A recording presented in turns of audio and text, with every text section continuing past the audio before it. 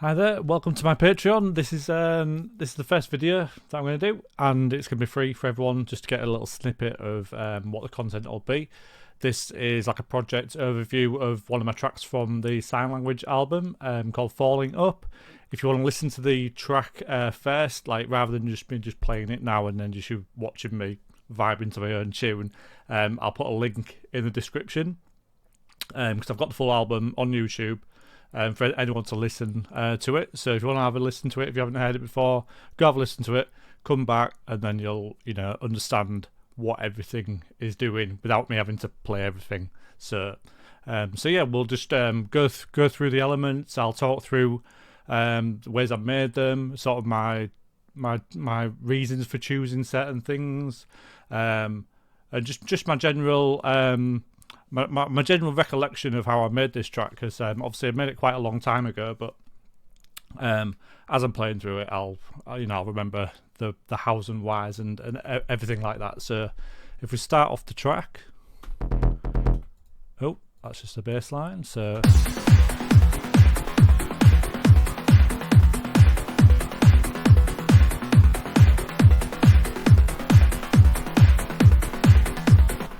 So first off, this is one of the first tracks on the album. So it's obviously slower. It's like a slower BPM, 138 BPM, and I was sort of going for that old European sort of flute kind of vibe, where it's still chunky, it's still quite hard trance, but it's got that very, it's like a much more polished sort of sound. So with these sort of tracks, I mean to be honest, I like to have a top bass coming in most of my tracks. So that's just like an introductory synth line, which is in the lower mid area, the bass line area, which kind of it fills in that area, so it kind of can sound like a thin bass line. So then when your main bass line comes in, it really packs a punch. So I've got that coming in first. The percussion. I don't really need to go into detail with the percussion. If there's anything that pops out, it's just if I go through it, you've got like a loop, standard loop. Quite simple with these sort of tracks. My more melodic tracks, I like to keep the percussion fairly simple because it leaves room for everything else. So then the clap, closed hat, which basically not a lot of people would think to put a closed hat into a track, because you just think, oh, a loop, an open hi-hat and a clap. But a closed hi-hat, it can give your kick that extra little bit definition. So just helps bring out the top end of the kick. I mean, it's not so noticeable on this track, but it can be a help if you want to try it out. And then just like an open hi-hat there, that comes in about 16 bars in. So yeah, we're getting to about 16 bars here.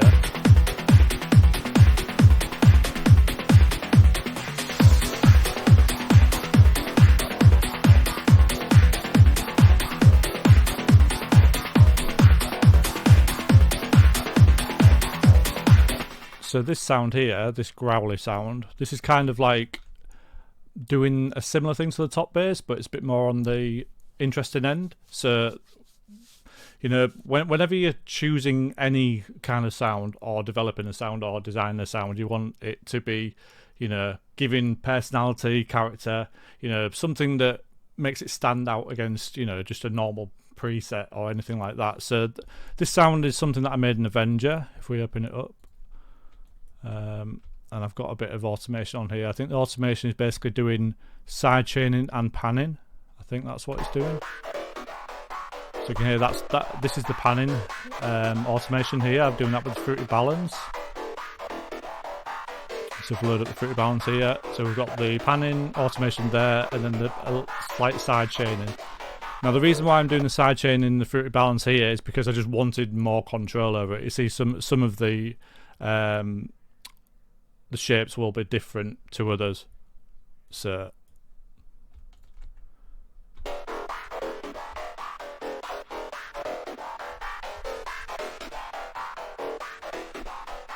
yeah, we'll get into the Avenger synth. And now this sound, so it's basically got like a filter on it, a high pass filter here, and a low pass. I think is doing it there as well. And if I remember correctly, I have the so this macro 3, which is I think it's controlling both the low pass and the high pass filter here. I have it linked to the MIDI velocity here. So what that means is that hang on, I will create another just so I can demonstrate what it does without messing it up. So now I've got that macro basically knob. I can control it with these velocities. So this is really cool if you want rhythmic changes into a sound, like something that's you know, still got that random human feel, but in a bit more of a synchronized, repetitive manner. So like you get a bit of best of both worlds. So if you see here, if I change it here.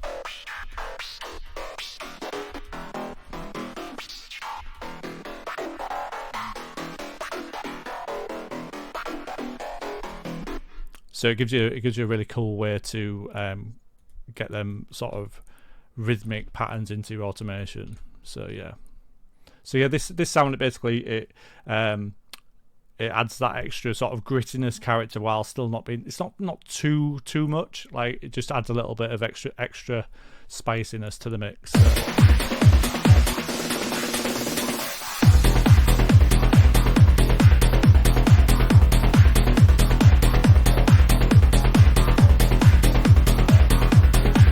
The bass line coming in here, I'll load into the pattern here. So this bass line is 3 layers. So this is the first layer, and then the second layer on its own, and the third layer.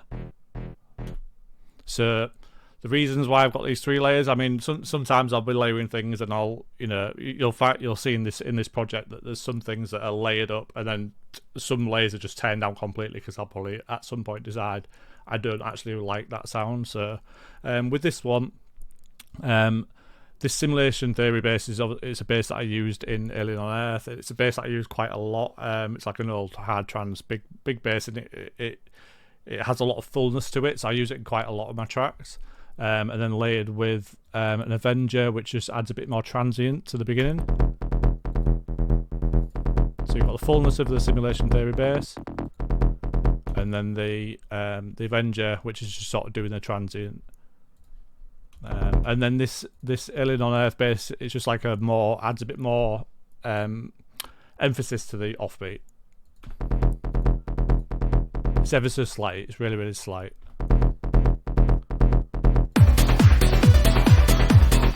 Right, let's go back so we wouldn't miss the sound there.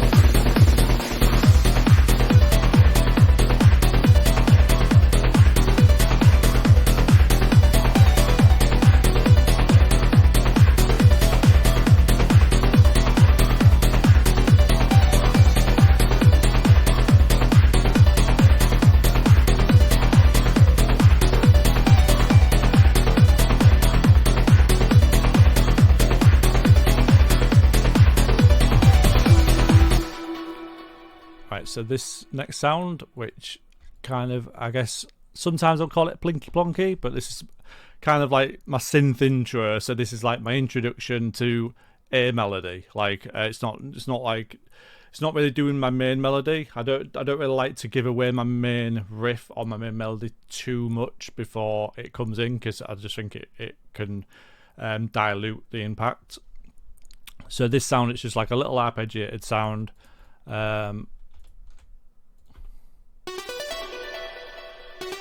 It adds a little cool sort of trancey vibe to the sound, but it's not too much either. It's just every now and again, and it just keeps things rolling. And then I've got an automation on the delay here. So this delay, if I remember correctly, is it in here?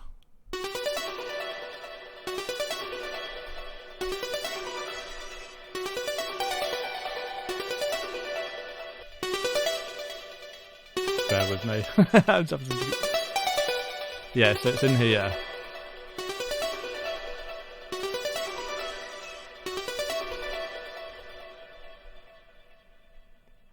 So what I'm doing there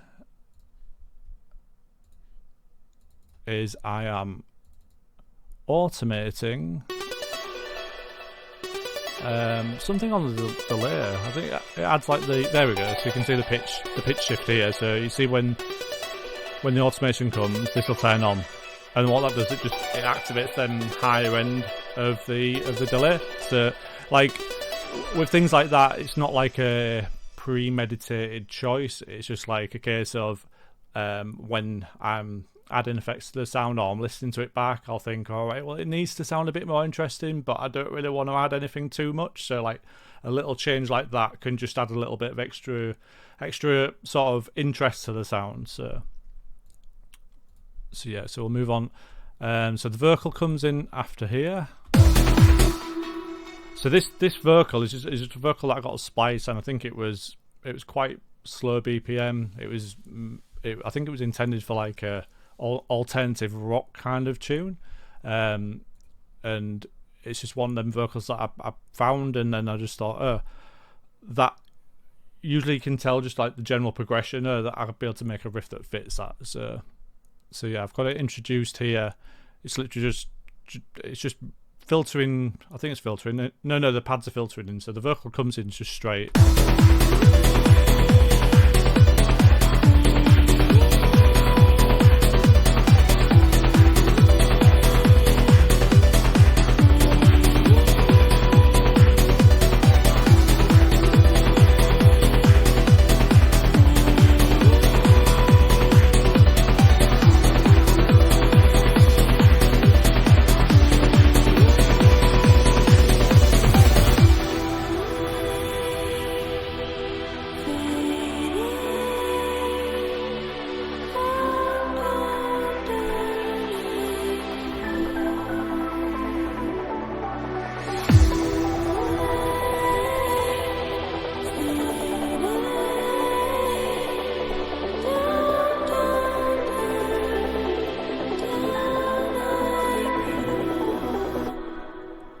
Right, so before we get into the main riff, so we've got the pads coming up here. So what the pads do here is they kind of start introducing the progression of the main riff. So, and then obviously when it gets to the breakdown, they're doing the full progression. So the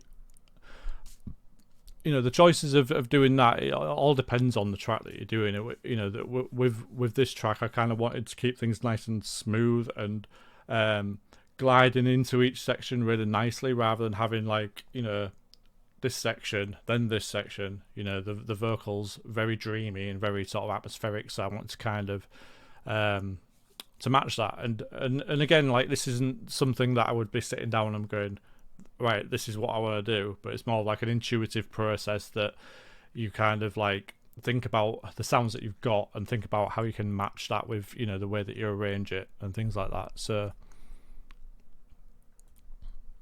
yeah, we get to the breakdown here, and this is where I have the main riff just filtering in from here. It's really, really low, like really low, but it's just adding that extra bubbliness to it. And then after the vocal is finished here and the pads are finished, then I have this little spoken word vocal. Somehow, everything was different. Like a new person had emerged from me. I could see myself in a perspective that I've never seen before. No inhibitions, no worries. So just to touch on that vocal, so the name of this track, Falling Up, it came like after I'd finished the track, because listening to the lyrics, it's like it's talking about falling, and it's saying falling down, but then obviously the main riff is uplifting. So like the whole sort of concept of falling up is like falling, but it being uplifting, sort of like. So like it's kind of like the vocals here, this spoken word, kind of like symbolized that as well, because it's like about becoming a new person, so like it's like falling down but being reborn into something else. Sounds really deep, that, but kind of like little things like that can help, and a track have a stronger identity at the end, at the end of it, because if a vocal doesn't tie in quite as much with the theme, then it'll still be a really good track, but it just won't hit as hard. So the more that you can do things like that, and to be honest, they're really difficult to do. Like sometimes they just happen. This is a track that just kind of fell into place like that. Somehow, everything was different. Like a new person had emerged from me. I could see myself in a perspective that I've never seen before. No inhibitions, no worries.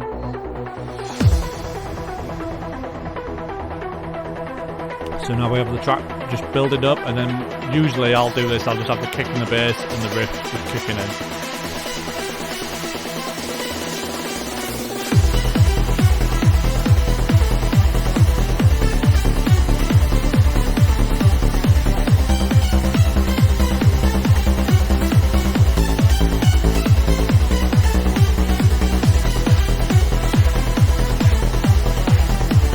And then, just so you know as well, the master is completely off at the moment, so we're just listening to the mixed tracks as they are. I can toggle on the master here, just so you can hear what it sounds like with it on. Just hope the CPU, the CPU might glitch in this track, because I know there's a few spots where, I pushed it a bit far. So, so this I'll leave it off to start with, and I'll toggle it on.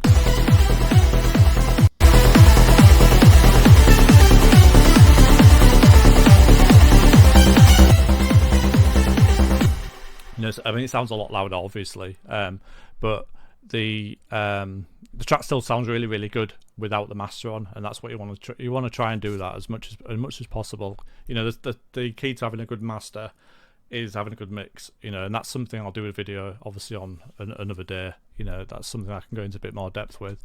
So let's carry on with the track. So we have this riff, obviously, mental riff. It's very complicated. Again, it's something that I would have done in stages. I would have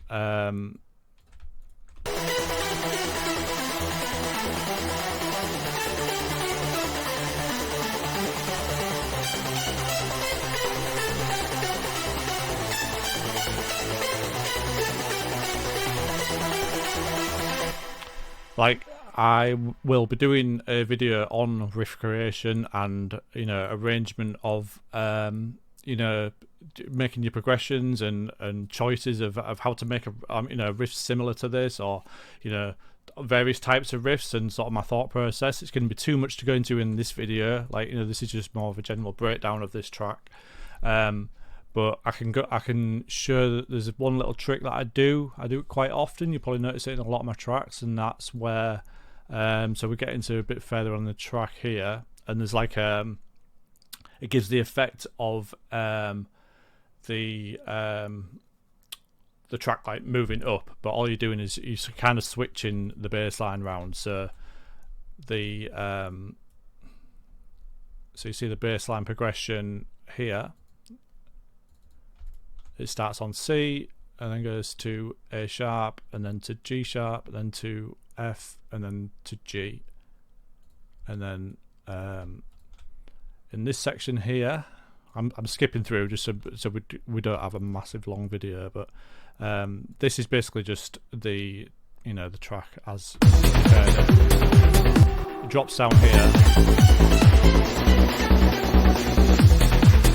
and this is kind of like a reset. So I keep the riff there, really bubbling, sort of down low, and then the track is kind of resetting, ready to give you another sort of build up, another drop. And then when we get into this next drop, then I bring in some of the extra vocals, which is some of the sort of the high ones. This is kind of like a wailing vocal, and it crescendos at this bit where I drop out the kick.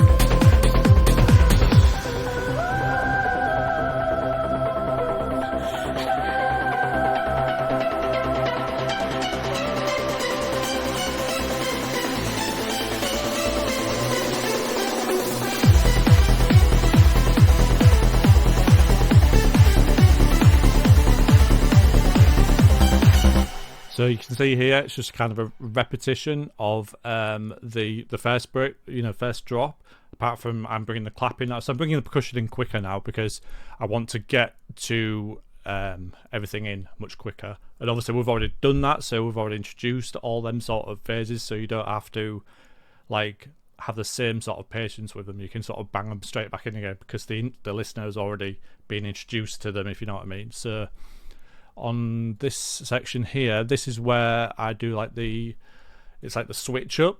So the melody sounds like the melody is changing quite a lot. It's kind of like, what's the best way to describe? It kind of just sounds like kind of sounds like a second section. So like I like to take my riffs in a way where they sound really uplifting, like as if like they can't go any more uplifting, and then hit you with like another uplifting section which still sounds like part of the original riff. And all it is just like, so you see this bass note here on G sharp.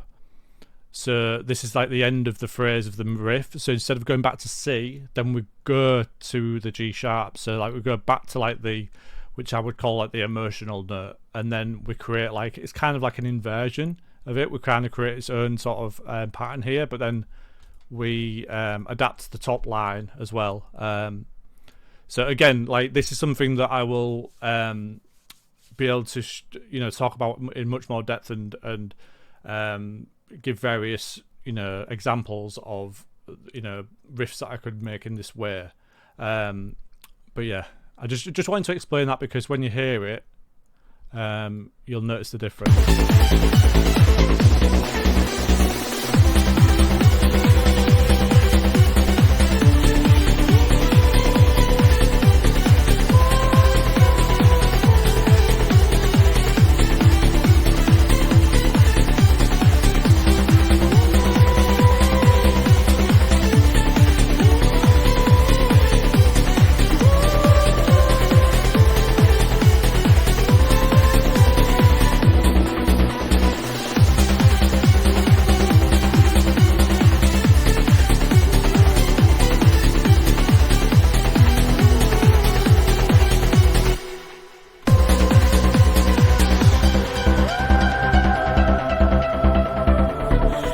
So yeah, this little section here,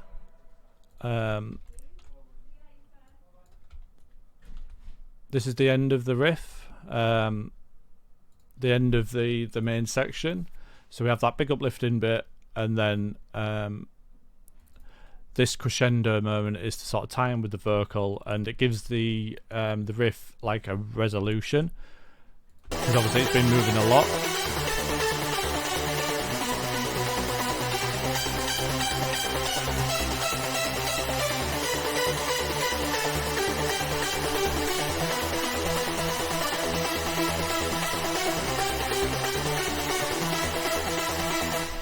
So when you get to that very last bar, you see it all kind of like resets and resolves back onto the original, root note, and then that's where we can go back into the outro, which is basically the intro reversed.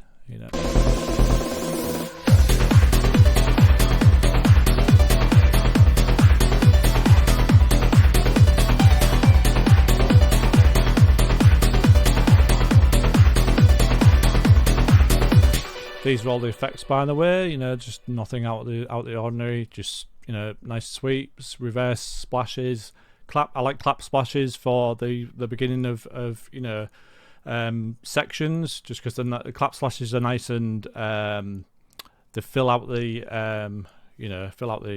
the stereo field, but they're not too abrasive. So yeah, I mean that's pretty much it. In terms of plugins that I use on the mixer channels, on most sounds, I mean a lot of these are disabled, so obviously Percussion, that'll be doing certain things. Smart EQ3 I use on pretty much every single channel.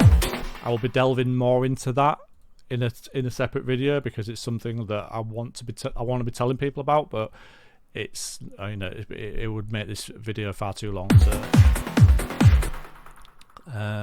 So yeah, so I mean that's everything. So what I will be doing is because obviously this is a free video, kind of a way to promote what to expect on my Patreon, and I obviously can't give anybody the project files for this, but I have got the stems and the like the full stems, so you could be able to load, you'd be able to drag all the wave files into FL into your DAW, and it'll play exactly as you've just heard it.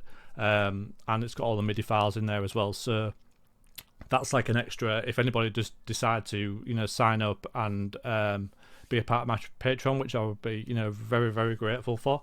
That'll be a nice little bonus for the first to join up. But yeah, I hope you enjoyed the video. This is a bit of a work in progress. You know, I'm not used to being in front of the camera, so I'm going to try my best to improve, and you know, I will be doing some polls and things like that. So if there's any content that anybody would like to see, then obviously you can join in the chat and let me know. So I hope you enjoyed it, and I'll catch you on the next one. Bye bye.